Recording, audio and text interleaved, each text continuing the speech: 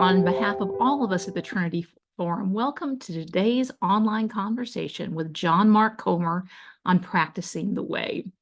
I'd like to add my own thanks to our sponsors, Mike Brenan, Chris and Cheryl Bachelder, and David Campaigne. We so appreciate your support and generosity that's made today's program possible.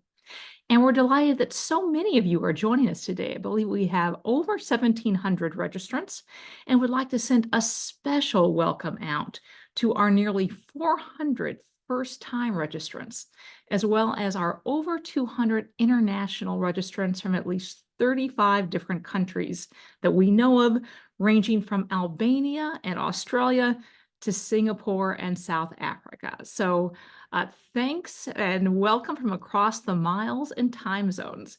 If you haven't already done so, let us know where you're joining us from in the chat feature. It's always fun to get to see where people are tuning in from all over the globe. And if you are one of those 400 or so first-time registrants or are otherwise new to the work of the Trinity Forum, we seek to provide a space to engage the big questions of life in the context of faith and to offer programs like this online conversation to do so, and ultimately to come to better know the author of the answers. We hope today's program will be a small taste of that for you today. In the midst of all the duties, demands, and distractions of life, where so many of us spend our waking hours in some combination of sitting in front of screens or in traffic, rushing and pushing, running late, ragged, and on empty, it can be hard to remember that we are actually in the process of being formed. That is, that what we habitually do and prioritize, where we invest our time, trust, and attention, will shape who we are and what we become. Our guest today has argued that if we are not intentionally modeling our life after Jesus, we are likely unintentionally being formed by something or someone else. Left to drift in the cultural current, we're likely to be carried to places we never consciously chose and wonder how we got there. Whether or not we like it or even notice it, we are all disciples following a way of life. In his new book, our guest today explores what it means to be a disciple of Jesus, to be with him, to become like him, and to do as he did, and what practicing the ways of Jesus means for the formation and transformation of our own heart and life. John Mark Comer, our guest today, is a teacher, pastor, and writer, as well as the founder of the ministry, Practicing the Way. He served for nearly 2 years, rather 2 decades, as pastor for teaching and vision at Bridgetown Church in Portland, before leaving to start Practicing the Way as a ministry and nonprofit, and now serves as a teacher in residence at the Vintage Church in Los Angeles. He is the New York Times bestselling author of 7 books, including The Ruthless Elimination of Hurry, Live No Lies, God Has a Name, Garden City, and his new work, Practicing the Way, which we've invited him here today to discuss. John Mark, welcome. Hi, Cheryl. Good afternoon. Really happy to be with you. It's great to see you. I've really been looking forward to this conversation. Same here. I'm a longtime listener to the Trinity Forum, and I have no idea what I'm doing here because I normally listen when somebody very erudite and brilliant and who went to an Ivy League school has something compelling to say, but happy to be with you. Well, we're honored that you're here and we're excited to get to listen to you today. And as we start out, I'd love to hear kind of what led you to write this book. You've now formed a nonprofit or a ministry by the same name as the book. And I also want to, you mentioned different professors, philosophers, scholars. I wanted to note that there is a real connection between you and one of our late and certainly great senior fellows, Dallas Willard, Yes. whose Yes. ideas you developed and built on and made in many ways more accessible. Dallas was a philosopher and a phenomenologist, and his prose could be intellectually rigorous and even rather dense. So I would love to know just kind of what led to this book, how Dallas's ideas affected you, and how they impacted you. Yes, I'm so grateful for Dallas and his life and legacy. In the Catholic tradition, as well as in, those of you that are academics where specialize in a subdiscipline, it's very common to have what our Catholic brothers and sisters would call an intellectual father or mother, where, one person's body of work forms the foundation for your library of writing or what have you. So I recently read through the entire library of Jacques Philippe, who's just a gift to my heart. And, for him, it's Saint Therese has formed, the basis of his kind of spirituality. So for me, certainly, Willard would play that role in my life. And I like to quip that, N.T. Wright taught me how to read the Bible, and Dallas Willard taught me how to follow Jesus. And I am deeply in debt to his life and very grateful. As for how I came to this work, I certainly did not grow up in this stream of the church. I did grow up in the church. I'm actually the son of a pastor. They say we come to whatever you want to call it, formation or the inner journey or whatever, through one of two sources, desire or pain. But for most of us, it's pain. Yeah. And it certainly was in my life. And without going into all the details, I grew up in what at the time would have been called evangelicalism. And that word used to mean something. It's fractured now. And I have no idea what it means anymore. But I grew up in kind of the hallmark concept of that idea, kind of a West Coast, born in 1980, grew up in the church, 80s, 90s, was actually in one of the first mega churches in America, was where my dad became a Christian out of the Jesus movement and ended up as a pastor on staff. So I grew up in that. And I'm really grateful for it. I'm really grateful for the foundation it put in my life and the high view of scripture. Lots of secular psychologists have made the point that it's just much better for children's mental health to grow up. If there's a spectrum between conservative and progressive, you want to grow up in closer to the conservative side, a healthy version of that, just Mhm. at a mental health level. And I'm just really grateful for particular, I grew up in Silicon Valley, spent 20 years in urban Portland, and now I live in LA. So I've lived my whole life in, what I think the writer of Revelation would call Babylon, in a very secular, and LA actually calls Babylon. I like to quip, like conservatives from different parts of the country, rail against, the left coast and such. And half of their criticisms are entirely true. But this city actually self-identifies as Babylon, the biblical archetype of society and rebellion against God. So that's what I've grown up in. And I'm really grateful for the foundation that it laid in me and the strong moral compass, But at the same time, I'm a product of it in so many ways. And I came to the end of what the evangelical model of discipleship had to offer. And in my case, I was still miles away from anything approximating the fruit of the Spirit, the Sermon on the Mount, the inner disposition and outward lifestyle of Jesus. And there wasn't nothing, scandalous. I wasn't out, doing something that would make it onto a blog. It was just the pedestrian ungodliness of being a critical husband and a uptight dad and stuff like that. And I really came to the end of myself. And, part of that is burnout, which I've written much about, but it was much deeper than just overwork and I have an iPhone and I'm in too demanding of a job. It was way deeper than that. It went to unhealed and untransformed parts of my deepest self. There's Mhm. I'm not sure what you think about personality theories. There's, people have different opinions on them, and I have mixed feelings about them. None of them are true, but I think many of them are helpful. And, Myers-Briggs, which is one of the older ones, so it has a lot of research behind it. You can Google your Myers-Briggs number and like famous movies, and it will show you out of the 16 Myers-Briggs type, like the character. And so if you Google my Myers-Briggs, if you Google historical figures, I'm basically all the genocidal idealists. So I'm like Stalin and Marx, I'm Ayn Rand. And then I'm literally one of the taglines for my personality type is most likely to be an atheist. And then if you Google movies, I'm not even the bad guy. I'm like the supervillain. So in Star Wars, I'm not even Darth Vader. He comes around in the end. I'm the Emperor Palpatine.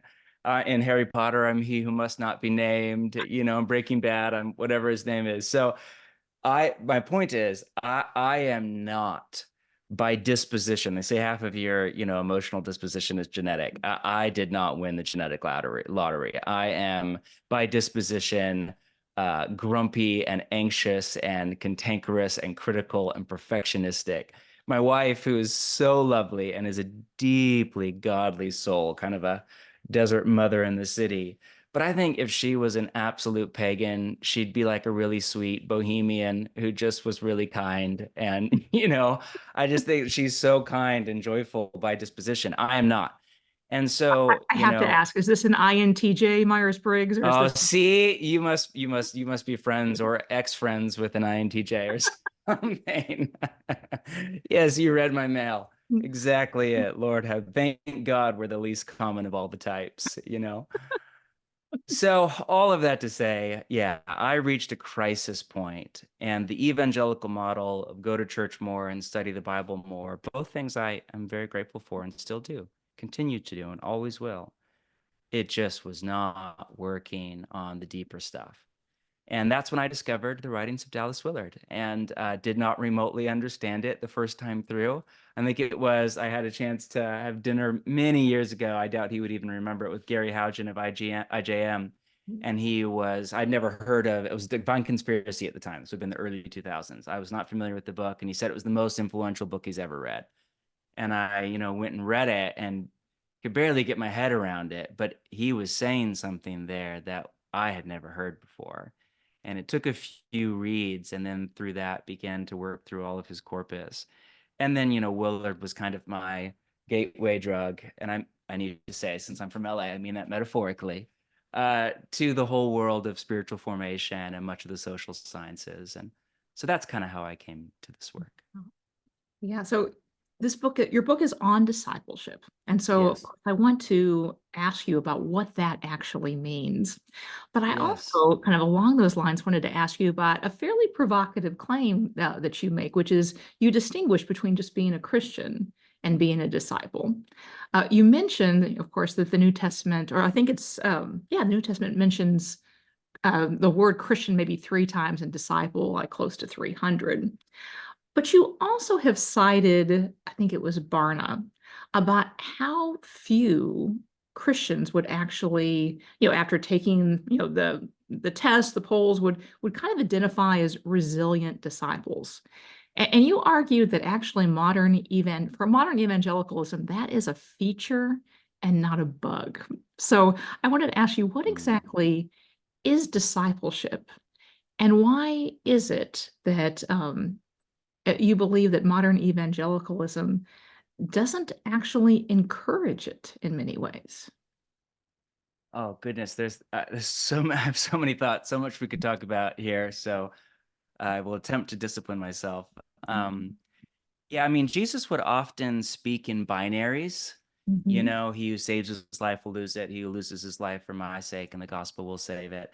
And I don't think it's because Jesus was an unenlightened thinker who was at a low level of consciousness and didn't read spiral dynamics. Because, in particular, in other places, his metaphysic is so paradoxical and complex. In particular, I think of the Gospel of John, and he's speaking to I and the Father are one. He surely has incredibly sophisticated and enlightened consciousness. But he would often rhetorically, I think, speak in these binaries in order to kind of, I think, shock you and I and the listener out of our kind of ambiguity. We love to live in kind of ambiguous ideas because it doesn't force us to action or really call us to repentance. And so by forcing you into one of two categories, you kind of have to do that hard work of self-examination. And, in the Gospels, there are two distinct kind of literary characters. One would be this group that are called the disciples, or I think a better translation is the apprentices of Jesus. And then there are the crowds, and the crowds are a mixed bag. Like some of the crowds are wonderful. There's little boys who are offering up lunch to Jesus for the miraculous. There are people that are interested. There are sick and marginalized people in need of healing and deliverance who are looking to Jesus in faith. There are Pharisees who are open, and then there are other Pharisees that are literally scheming to murder him as he is preaching. So the crowds is this kind of ambiguous category. And, the writers of the gospel play off these two literary characters, not because there isn't a gradient of many of us that are somewhere between I'm apprenticing under Jesus and I'm a face in the crowd, but because I think they want to force you and I to self-identify in one of these two groups. And yes, as you said, the word Christian, most people know that, is barely used in the New Testament. It's a pejorative. It was kind of a racial slur that centuries later, followers of Jesus kind of picked up and identified and said, yes, we want to be little Christs or, mini messiahs. But the New Testament category, the two most dominant kind of titles or rubrics for what it means to be the people of Jesus are disciple and then adelphoi, brothers and sisters or family. And these two metaphors of apprenticeship and family, I believe, are the two dominant mental models for what it means to be the people of God. And so, yes, I key in on this one of discipleship. And I make the point that, discipleship, Jesus did not invent discipleship. It was very much a part of the first century Jewish education system. There were three basic levels, as I understand it. Very few people made it past level one. A few people made it past level two. And then, the elite, this 0.01%, would make it into level three, which was an apprenticeship program under a rabbi. It would be, not really, but something like the equivalent of a postdoc fellowship at Harvard or, Oxford or Cambridge today. It would be like the elite, the best of the best of the best, not for the common person, which makes, Jesus' invitation uh, utterly radical when he says, if anyone would come after me and become my disciple. Discipleship was not open to anyone. You had to apply. Very few people got in. That would be like some famous professor saying, hey, you want to come join me at Harvard? I'll give you a full ride scholarship. You can live with me. I'll pay all your bills. I'll hang out with you every single day. And I'll give you my job when you're done. I was just unheard of, which is why you have Peter and James and others literally walk out of their business. They drop their fishing nets and walk out. I mean, you think it would take a lot of catalyst to make you like walk out of your small business and just go follow somebody, but it was the chance of a lifetime. And, a number of Greek scholars argue that the translation of the Greek word, which was mathetes, or the Hebrew word talmid, into disciple is just fine. The problem with the word disciple is we don't use it much anymore. And so what Christians do is they often import meanings into that word that aren't there. So like a lot of people hear the word discipleship and they think an older person meeting with a younger person to teach them basic Christian doctrine and Christian living. That's a great thing, but that's not what the word discipleship means.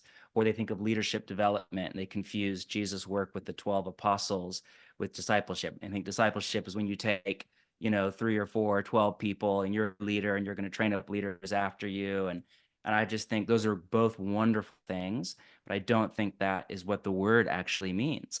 And it doesn't, certainly not the first century meaning of the word, where a rabbi would take a coterie of disciples and they would basically, however you want to translate it, the word literally means learner or student, but it was a very different model of education than our Western one. It was apprenticeship. It was relational, holistic, embodied, emotionally informed. It was kind of 24/7 life on life.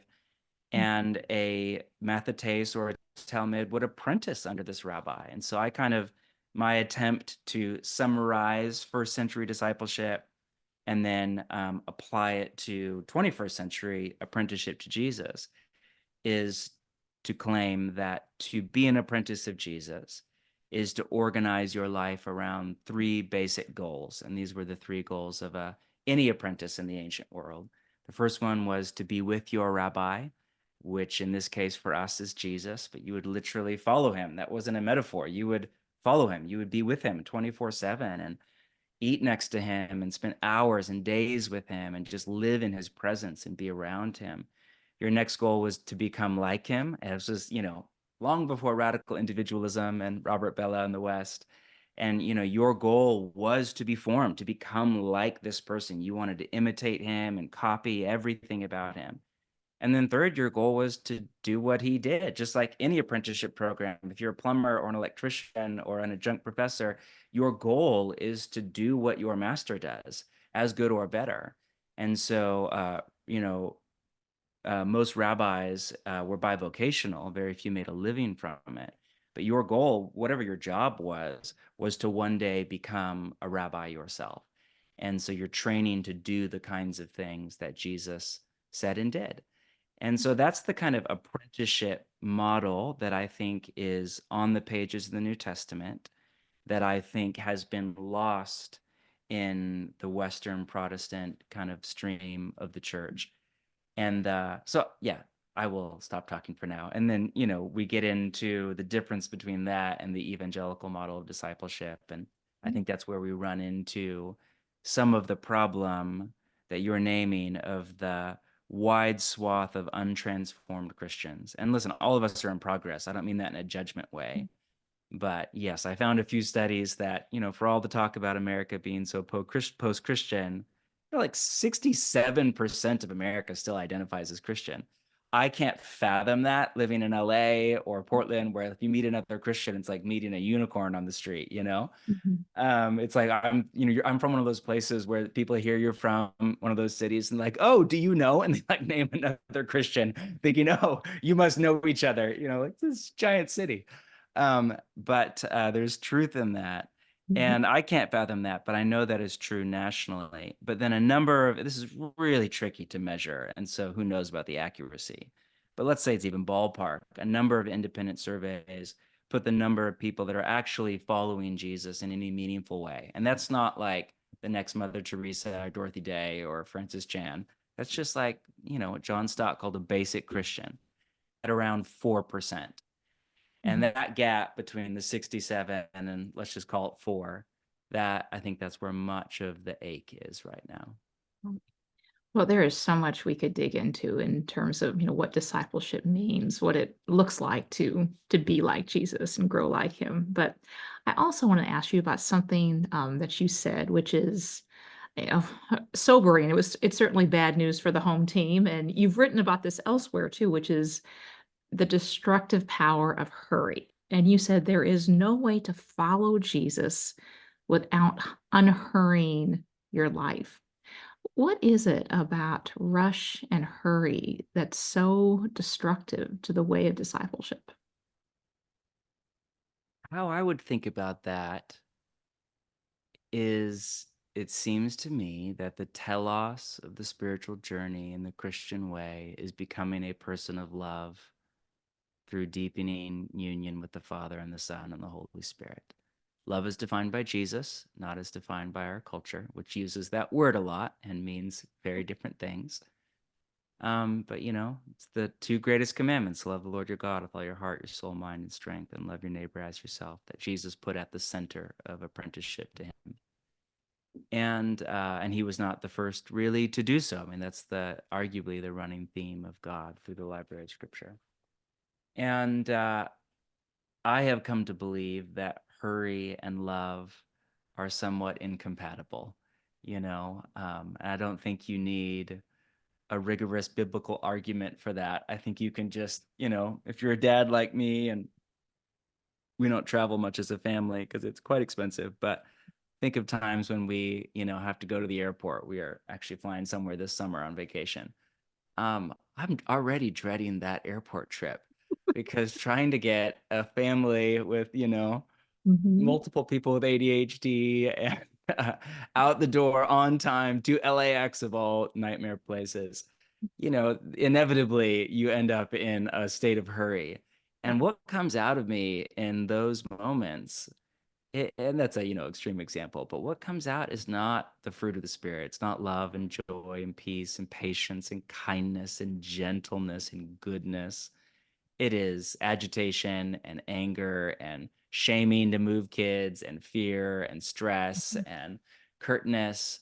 And, I think of all the psychological work on listening and how when people are deeply listened to, when people feel felt, it's almost indistinguishable at a neurobiological level from feeling loved, which is why sometimes if you listen deeply enough to a person, even if you totally disagree with what they're saying, they will often walk away feeling somehow deeply loved, if there's real emotional attunement.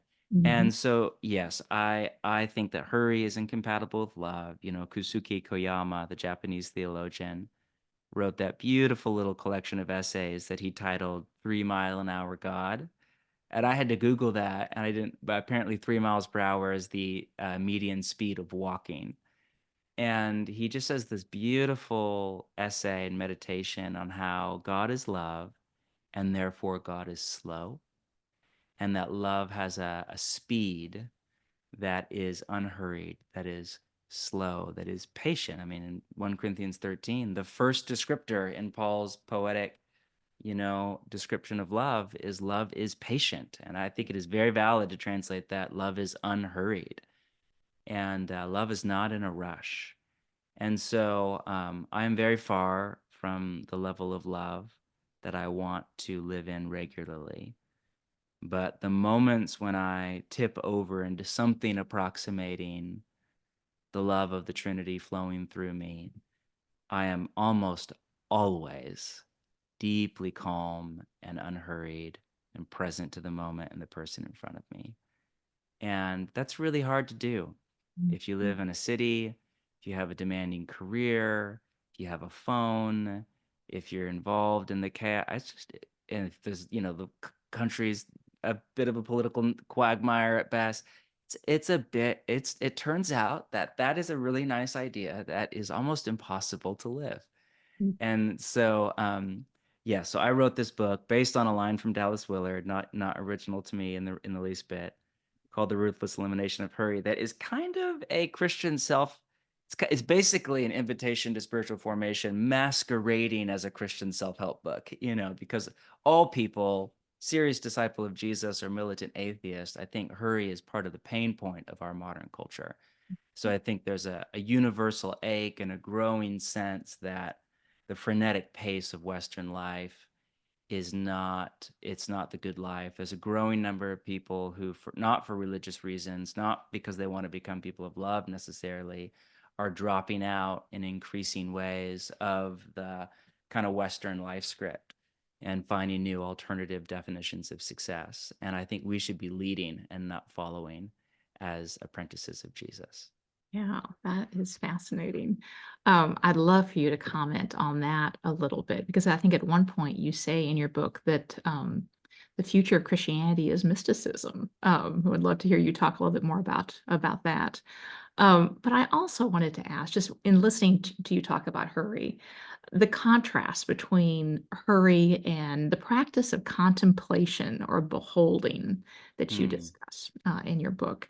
And, we're at a time where, beholding is kind of hard, like it's that kind of Yes. sustained attention to anything. And it doesn't really even seem like we're doing that much. At the same time, I also think about, even what the poet Mary Oliver said about attention as being like the Yes. beginning of I love that line. emotion. And Hmm. so I'd love to hear your thoughts on how abiding, contemplation, beholding, just essentially sitting around what seems to be like not doing all that much actually can increase our love for God, or at the very least, our awareness of his love for us. Hmm. For years, we moved last summer, but when I was in Portland, there was this older Jesuit priest that I would see for spiritual direction. And one of my favorite thing about sitting with him, and he was several decades older than me, was he was so calm.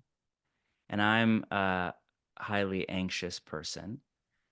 And I'm sure if there's an interpersonal neurobiologist on the call, they could explain the science of this.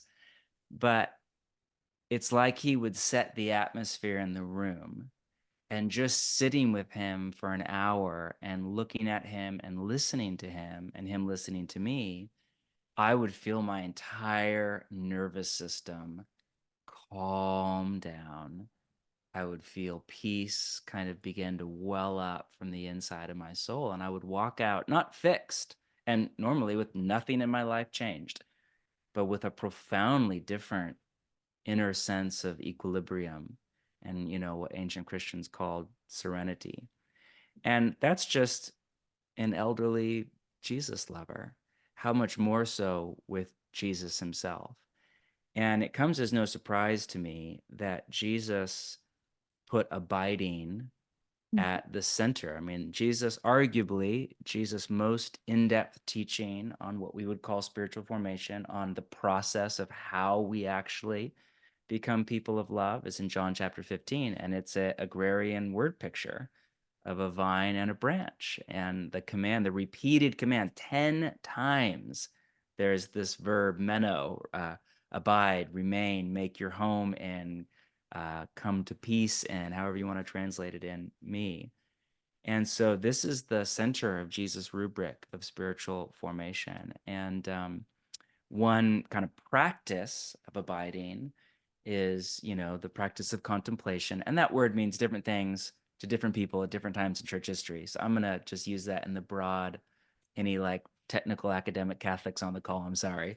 I just mean that in the broad sense of looking at God, looking at us in love. I tell the story in the book that Marjorie Thompson tells, that, the Presbyterian spiritual director. She tells this gorgeous story about an elderly peasant in Europe somewhere who would go into this chapel every day and just sit in the quiet and pray. And at one point, the priest comes up to the peasant and says, "What are you doing here for hours every day, just sitting here in the open church?" And that the elderly farmer said, "I look at him, he looks at me, and we are happy." And that's the best definition of contemplative prayer I've ever heard.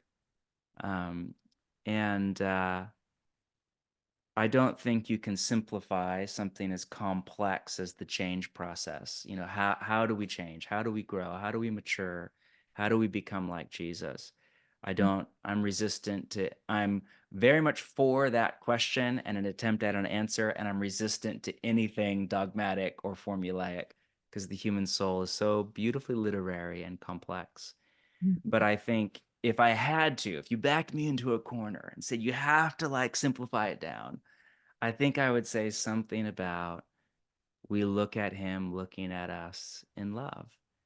And again, a neuroscientist could come on and explain mirror neurons and how we take on the properties of what we give our attention to and how that then works its way into our muscle memory or the automatic responses of our nervous system. And they could give us some of the science, but I think they would be naming in the categories of science what the mystics have said for hundreds or thousands of years, that we become like what we look at, whether that's our TV or the Trinity.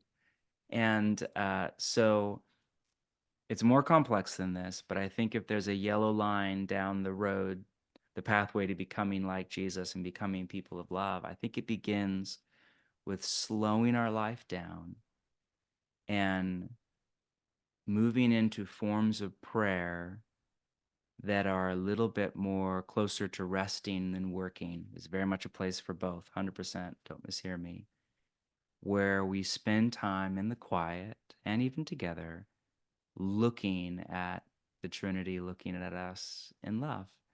And I agree, it's wildly hard. I attempt to do this every morning. On a good day, I get in maybe 20 seconds, in the sense of if you were to watch me with a body cam, I pray for at least an hour every single morning. If you had access and you'd be like, wow, look at that man, up early, praying. I even sit cross-legged on the floor to have proper breathing and posture because I'm a body and I have an embodied theology. But if you were to actually have access to my mind, you would never have invited me on to this Zoom call. At best, it is wildly chaotic and distracted. And that's at best. At worst, it's many other things. But in those fleeting moments, and this is why we need a holistic approach. This is why we can't not talk about the phone and pace of life and urban architecture and everything when we talk about formation. It's all interrelated. But in those fleeting moments where my mind actually has the capacity to calmly look at God, I had one this morning, and I bet you anything it will be the highlight of my day. There's just the level of peace, of love, of compassion and goodness, generosity, of happiness It cannot be put into words. Well, John Mark, there's so much more I'd love to ask you about it. Maybe we can have you back sometime and maybe even back with a neuroscientist. It would be fascinating to hear kind of Sure, I would love that. a neuroscientist and perhaps Kurt Thompson in conversation about the ways that our minds actually change. But I see there are many, many dozens of questions all lined up from people who are watching and listening. So we're going to turn to those in just a second. Before we do, those of you who are watching and listening, just a reminder that you can not only ask a question, but you can also like a question. And that does give us a sense of what some of the most popular questions are. So our first question comes from Mike Ford, and Mike asks, how do you prevent spiritual discipline slash formation slash contemplative prayer or self-examination from becoming just one more legalistic way of life to quote master? In other words, how much you receive it as an invitation to a way that's freeing and not burdening. Yeah. Well, I think there's two different answers. One would be to you and I as the apprentice of Jesus. And then the other more complex one is to pastors and spiritual leaders, or, if you want to lovingly walk another person into a practice or whatever. That's a different question. Same end goal, but two different questions. And, I would hope it would go without saying um, that any practice, even including at some level contemplative prayer, it comes significantly down the way, downstream from the beginning of Christian spirituality and Christian spiritual formation. So a lot of people, I think, grossly misequate spiritual disciplines with spiritual formation. And I think spiritual disciplines are a core part of spiritual formation. And I think in the hurry of modern life, one of the reasons I put so much emphasis on them is because I think most people are too hurried and not contemplative enough to have deep transformation occur and to really access the meaningful union with God that God would have for them. And so I put a lot of emphasis on that, probably to where people actually think that they are a larger slice of the pie than I actually believe they are. And so, way upstream, Willard, if you read Willard's writings, he said very little about the mechanics of spiritual practices. Richard Foster said much more about that based on Willard's work. I've said way too much about that based on Willard's work. But Willard himself, would talk about the importance of spiritual practices, but he said very little about how to or training or what have you. He spent much of his time, and some of this is time stamped. He's coming in the late 90s where, there was less, we don't have the influence that key figures like N.T. Wright and now the Bible Project and some other really good scholars have kind of really helped to heal, I think, a gross misunderstanding of the gospel and evangelicalism. And so, Willard begins with the gospel, and then he begins with this vision of a transformed life in the kingdom of God. I mean, he's just constantly talking about life in the kingdom of God. And he has his little shorthand, rubric of formation, VIM, vision, intention, method, for any change from I'm trying to lose 10 pounds right now, it's a silly example, to I want to become a less critical husband, because I'm a perfectionist, critical, Emperor Palpatine kind of personality. And I don't want to be that. I want to be a loving, gracious, grateful, celebratory husband. And I'm not. And I want to change. So any change, minor or major, you need a vision. I need a vision of myself 10 pounds, thinner. I need a vision of myself as a loving, patient, kind husband. I need to believe that I could become that kind of a person. Then I need a moment of intention. So, all of us have, we see pictures of people. I see pictures of people, flat abs and six packs all of the time. And there's a part of me that I would love to have that. But then I think about what it would take to have that. I'm like, absolutely not. I want some hummus tonight for Sabbath dinner and a glass of red wine. I'm okay without any of that. Thank you. So you have to have a moment of intention where you decide in your heart, I will do whatever it takes to become this kind of a person. Unfortunately, that's where almost all of evangelicalism stops. That's in particular where church services tend to stop. Vision, preaching can do an amazing job, just how Jesus did vision. Preaching can lay out a vision of life in the kingdom of God if it's done well. I love it. I believe in it. I do it. And often, if there's an emotional moment of encounter, you can have a moment of intention, but you will not get very far at all unless if you have method, So in the 10 pounds case, it's, whatever. I'm going to do a HIIT workout 6 days a week. I'm going to eat perfectly clean, 5 nights a week. I'm going to do intermittent fasting. I'm going to drink, X amount of water. I'm not going to drink alcohol except on Sabbath. Like I have just a simple little plan because good intentions and authentic desire are not enough. And so the same is true in the spiritual life. And so, spiritual disciplines are one example of the method. So, and forgive me for over talking here, but I think what I'm trying to say is that someone must first have a genuine encounter with the utter beauty of Jesus and possibility of life in the kingdom. And they must, I think, at some level, deeply experience that love Mhm. so that any disciplines or practice of contemplation becomes it it becomes nothing more than a method to try to make more of yourself available to that love. In the same way that, I don't really think of my weekly date night as a discipline, though there are times when life is stressful and busy and costs money and whatever. But it is a discipline by which I'm trying to maintain and deepen an experience of love.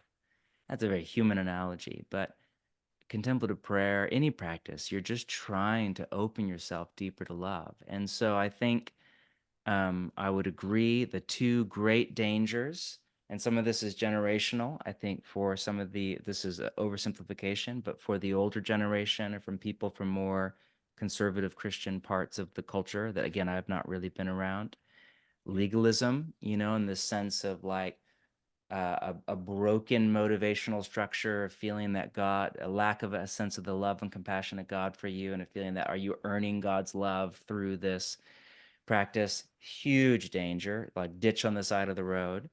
I think, again, to oversimplify, if you're working with younger people or you're in a more secular and progressive context, um, I think the two dangers there would be either kind of what I would just call spiritual wellness, in a kind of wellness capitalism, essential oils, yoga, $400 aloe pants, culture, of a Sabbath or contemplative prayer can just become almost like another educated, progressive, upper middle class attempt at wellness, right? With, infrared saunas and psilocybin. And then on the other side would be a performative spirituality. I mean, such, in particular for career-oriented people, this would be maybe a little bit more East Coast than California, such a performance-oriented culture. And Mhm. so, everything from exercise to business to how you dress to how you talk to the books you read is performing an image in order to succeed. And so that bleeds into our life of prayer, and prayer should get that out of our system. But it's a two-way membrane. It comes into our system. So I think these are all legitimate dangers. But Richard Foster had that line. He was talking about legalism and license, and he said they are real dangers on the path, but it's still the right path. And I think that's how I feel. I think there are real dangers if you walk down the path of spiritual discipline, spiritual formation, contemplative spirituality, a rule of life, any of the things I advocate for, I think there are real dangers, but I think it is still the right and necessary and essential path to follow. Mhm. So we've had quite a few questions come in around sort of the theme of community. So I'm actually going to combine two. I'll just ask Okay. both of them of you, and you can sort of answer as you see fit. Eric Schneiderman says, you place a huge emphasis on personal spiritual formation, which we've greatly neglected in the Western Church. How does growth within the context of community play into practicing the way? And somewhat relatedly, John Bailey asked, how can this internal change still be outward focused? How can practicing the way still be for the sake of others and not just project self? Hmm. Yeah, so I mean, certainly I will discipline myself not to elaborate on how deeply I believe in community as the overall milieu by which all deep change happens. Mhm. Spiritual formation is ultimately a relational process. And that's where I think people get wonky on the disciplines. They think it's a habit stacking process. And I'm all for habit stacking. And I really believe in, I understand just the gist of neurobiology and its core. But ultimately, the habits make space for relationship with God and with others. And those are the two, I think, the contemplative path and the deeply relational path are the two, other than suffering, probably those are the three streams that I would have to say. Todd Hall out at Rosemead School of Psychology, he's also does work with Harvard. I think he's doing some of the most helpful and interesting work on formation right now. You can read his stuff. Relational Spirituality is the title of his academic work. It's brilliant, and he's attempting to study like what spiritual practices and what aspects of Christian spirituality are actually most transformative. This is my summary of his work, and I ran it by him, and he nodded his head. So I think I'm on safe ground here, but you should have him on. He's absolutely brilliant and lovely, and have him speak for himself.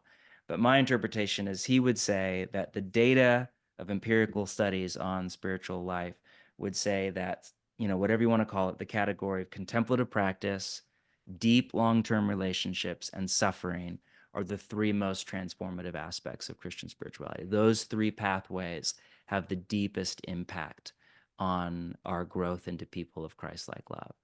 And so, yes, I just could not say enough about the role of relationship. And again, a book is not a summary of all thought. And it definitely doesn't come through enough in this book. I think, you always, book is a photograph of your thinking.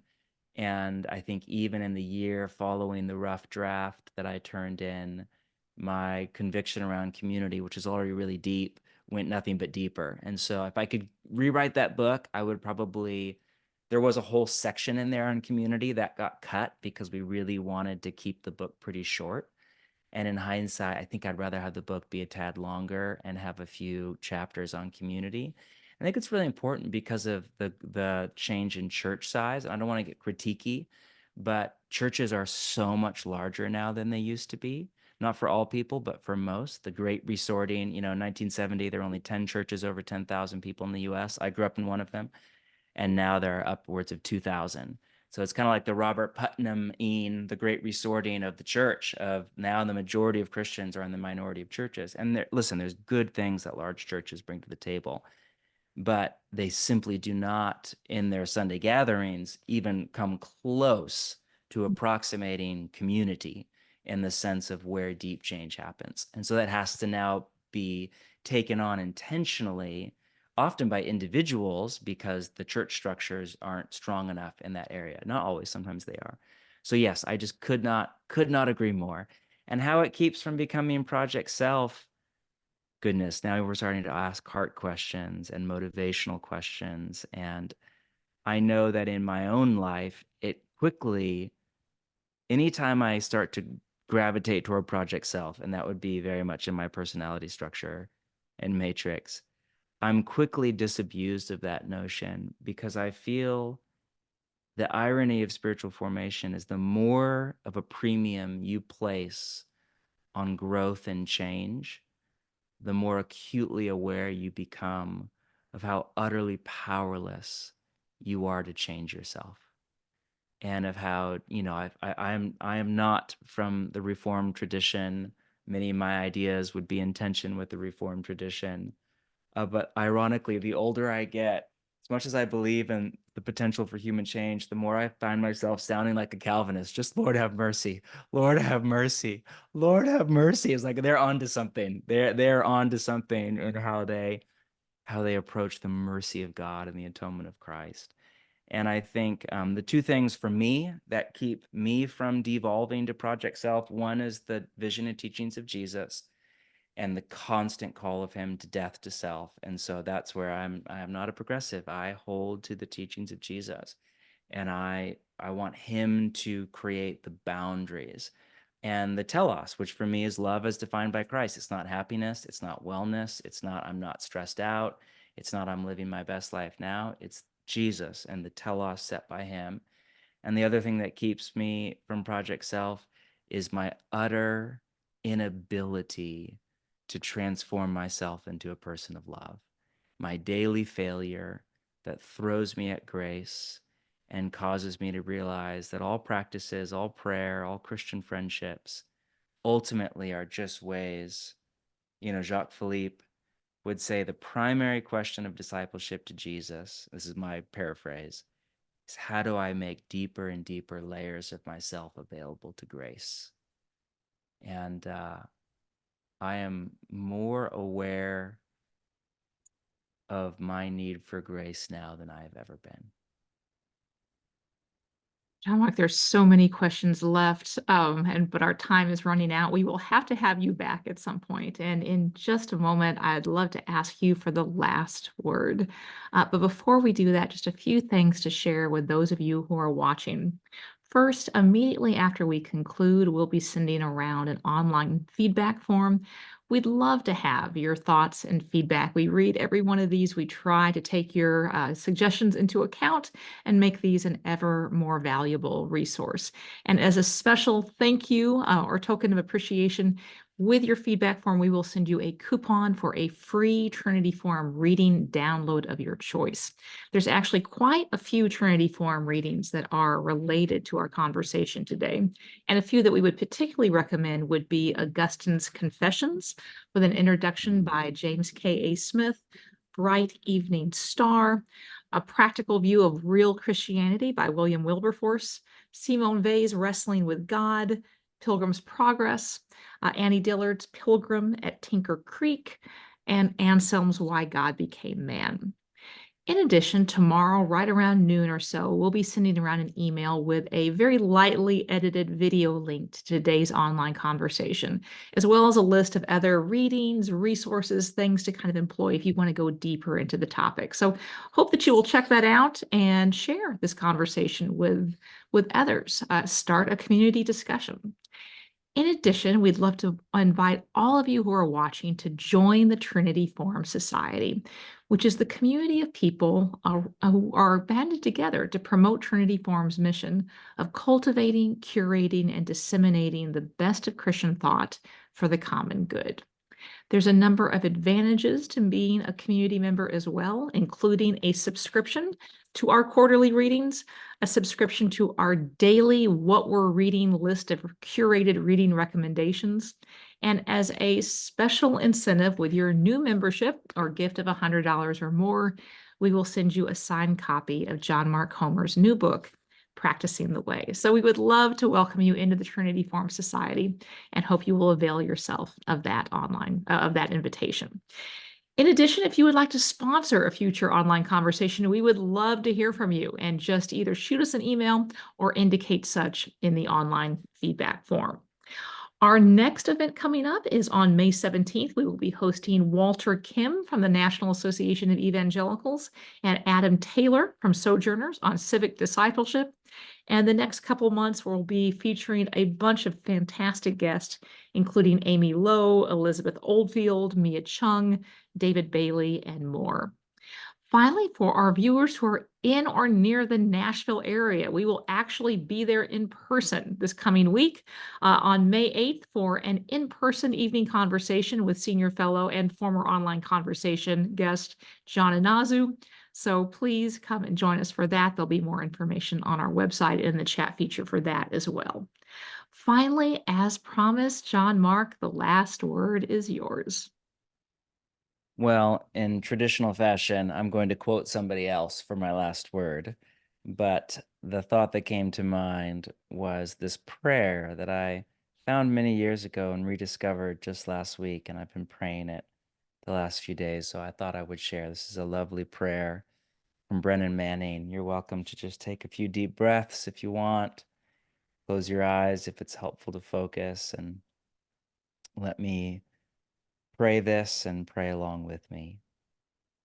Abba, I surrender my will and my life to you today, without reservation and with humble confidence, for you are my loving Father.